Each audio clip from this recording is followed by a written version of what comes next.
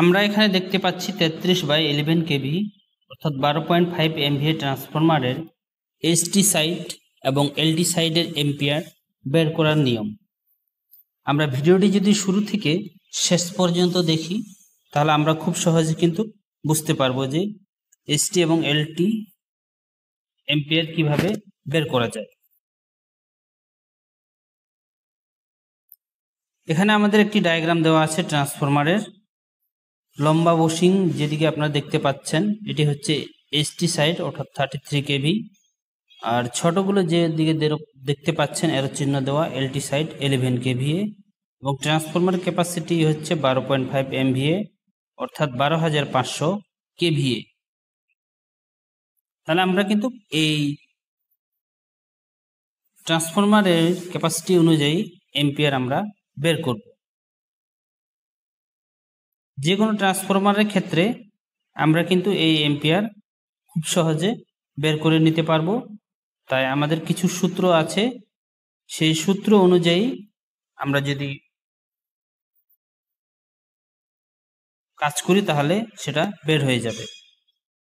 ট্রান্সফরমারের ক্ষমতা হচ্ছে এস সমান 12,500 কেভিএ।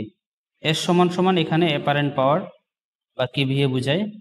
উচ্চ ভোল্টেজ এসটি সাইড হচ্ছে 33,000 ভোল্ট, নিম্ন ভোল্টেজ এলটি সাইডে হচ্ছে 11,000 ভোল্ট। তাহলে এখন আমরা এই ক্যালকুলেশনটা করব। এখানে আমাদের সূত্র হচ্ছে আই সমান উপরে থাকলে এস গুণন 1000, নিচে থাকলো √3 গুণন ভি। এস সমান অ্যাপারেন্ট পাওয়ার বা কেভিএ। √3 এর মান হচ্ছে 1.732। তাহলে আমরা এখানে সূত্রটা পেয়ে গেলাম।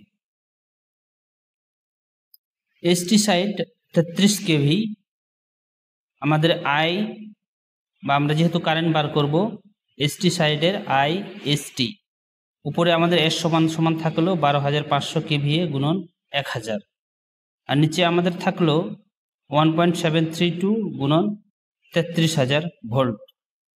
তাহলে আমাদের এখানে উপরে গুণ করলে দাঁড়ায় 1,25,00,000 ভিএ এবং নিচে আমাদের হয় 57,156। তাহলে আমরা এখানে এসটি এম্পিয়ার পাইলাম 218.69। এটা হচ্ছে আমাদের এসটি কারেন্ট। তাহলে আমরা কিন্তু এই সূত্রের সাহায্যে খুব সহজভাবে এখানে এসটি কারেন্ট আমরা বের করলাম। এখন আমরা এলটি সাইডের এম্পিয়ার বের করব। LT side 11 KVA, I LT উপরে আমাদের থাকলো এস সমান 12,500 গুণন 1000, নিচে আমাদের থাকলো √3 মান 1.732 গুণন ভোল্টেজ হচ্ছে 11,000 ভোল্টেজ।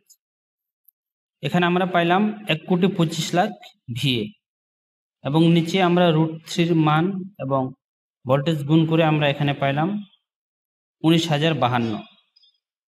তাহলে আমাদের এখানে ফলাফল দাঁড়ালো 656.09 এলটি এম্পিয়ার।